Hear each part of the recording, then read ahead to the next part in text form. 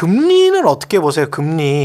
금리가 결국은 미국도 내리고 한국도 내리면 그러면 이게 이제 장기적으로 봤을 때는 부동산 시장에 부동산 가격 앙등에 어떤 영향을 미치지 않을까 뭐 이렇게 보는 시각. 그거는 이제 예. 계산을 정확하게 안 하면 그렇게 볼 수도 있어요. 그렇죠. 계산을 근데 좀 우리가 한번 계산해 볼까요? 해봐야죠. 기준금리가 0.5% 1%일 때의 예. 대출금리하고 예. 기준금리가 지금 3.5잖아요. 대한민국이. 그렇죠. 미국 5.5고 미국 아직 안 내렸어요. 내리려면은 일단 인플레이션 수치가 2.0 찍어야지 그때 고려하겠다는 거잖아요. 아직도 안 찍었잖아요. 게다가 저번 달 CPI고 PPI 그게 예상치보다 다시 올랐어요. 그렇죠. 그래서 미국 파월이 묘하게 얘기를 했잖아요. 언론에서도 주식시장 요새 내려가잖아요. 그게 뭘 의미하냐면 인플레이션이 안 잡혔네. 금리 내리기 힘드네. 당분간 더 힘들겠네라고 판단하니까 주식시장에 하방을 받았잖아요. 예. 그러면 그게 만약에 잡힌다고 할지라도 다시 튀어오를 가능성이 잠재해 있잖아요. 왜 워낙 그동안 풀린 돈이 많으니까 10년 동안 돈을 풀었는데 예. 1, 2년 만에 이게 쉽게 잡히겠습니까? 상식적으로. 그렇죠. 몇 년 가요. 예. 그러니까 그걸 예측하시면 미국이 어떤 뭐 상업용 부동산이나 이런 여러 가지 문제로 만약에 내린다 할지라도 1% 이상은 내려갈 수가 없잖아요. 그럼 4.5예요. 그렇죠. 근데 우리가 무슨 힘이 있다고 3.5에서 뭐 2.5 내릴 겁니까? 불가능하죠. 예. 거기다 2.5로 내린다고 가정을 해도 우리가 1%일 때보다 2배 bay잖아요. 그렇죠.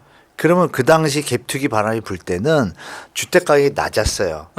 낮은 상태에서 금리도 낮아요. 그렇습니다. 그러니까 살 여력이 부담 여력이 거의 없기 때문에 쫓아갈 수가 있는데 지금은 어때요? 가격도 올라가 있으니까 만약에 빌리더라도 보세요. 금리가 반토막 나더라도 가격이 2배면 옛날하고 똑같잖아요. 그러네요. 근데 그게 지금 둘 다 올라간 상태잖아요. 그러네요. 여기서 조금 내린다고 이 올라간 게 지금 부담이 덜해지는 아니잖아요. 분명한 계산을 해보면은 우리가 갭투기 시절에 그 금리 수준과 주택 가격을 계산해 보면 부담액이 3.5가 아니라 1.5 돼야 비슷해져요. 그리고 우리 내릴 수가 없어요. 그러면 여전히 시장은 당분간 회복하기에는 힘들다라는 합리적 추론을 해야지. 그러네요. 막연하게 금리 0%로 내리면 오르겠죠. 당연히 기본 논리상. 근데 우리는 그럴 수가 없잖아요. 도리어 결정적으로 일본이 지금 금리를 올리려고 하잖아요. 그렇죠. 금리를 내렸을 때 문제점을 너무 잘 아니까. 그러면 이런 전 세계적인 어떤 디커플링 금리에 그런 것도 생각해 보면 이게 쉽게 금리를 내리고 오르는 게 쉬운 일이 아니구나라는 걸 먼저 인지하셔야죠. 그리고 코로나 때처럼 뭐 그렇죠. 한꺼번에 팍팍팍 내려서 0.5%대 그런 데는 그럴 수는 없는 거고. 맞습니다. 예. 3.5%라는 게 생각을 해보니까 제가 어디 수치 언뜻 기억나는 게 14년 만에 기준금리로는 최고의 수치이기 때문에 그렇죠. 오랫동안 그랬죠. 오랫동안 저금리 상황이었기 맞아요. 때문에 여기에서 이 고금리 3.5%에서 내린다고 하더라도 지금 말씀하신 것처럼 2%대 후반이면 그렇죠. 2%대 후반에 그 상당히 높은 금리와 지금 현재의 주택 가격을 같이 놓고 생각하면 가계에 미치는 부담은 그것도 또 엄청 높은 거네요. 여기서 결정적으로 뭐냐면 이 표정으로 내리면 어떻게 돼요? 환율이 올라갈 거 아니에요. 그렇죠. 수입 물건 또 올라가잖아요. 그러네. 에너지 가격 또 올라가고. 그러네. 좋아지는 시장이 안 된다는 거죠. 그러네. 우리가 이제 그 부분에서 우리 시청자분들이 금리 나면 집값이 오른다. 그건 어떨 때냐? 진짜 1% 2% 되고 주택 가격이 부담 우리가 이제 소득이 있잖아요. 500만 원을 버는데 내가 150, 200이면 집을 살 수 있을 때 이때 판이 돌아가요. 그렇죠. 지금 그게 아니잖아요. 생활비가 지금 많이 나가고 있고 이런 부분을 따져보니까 살 여력이 줄었는데 주택 가격은 여전히 높아. 금리 내린다고 꿈쩍할 상황이 아니란 얘기죠. 조금 내려가지고는 답이 없다. 뭐 그렇게 보시는 게 좋을 것 같습니다. 마지막으로 그 집을 혹시 이제 사야 되겠다. 무주택자다. 근데 돈은 조금 있다. 어떤 시그널을 보고 움직여야 되는지 마지막으로 좀 말씀해 주십시오. 어떤 시그널? 쉬운 시그널은 뭐 전세 거래량 늘고 뭐 전세가 조금 상승하고 이런 뉴스에 휘둘리시는 건 없고요.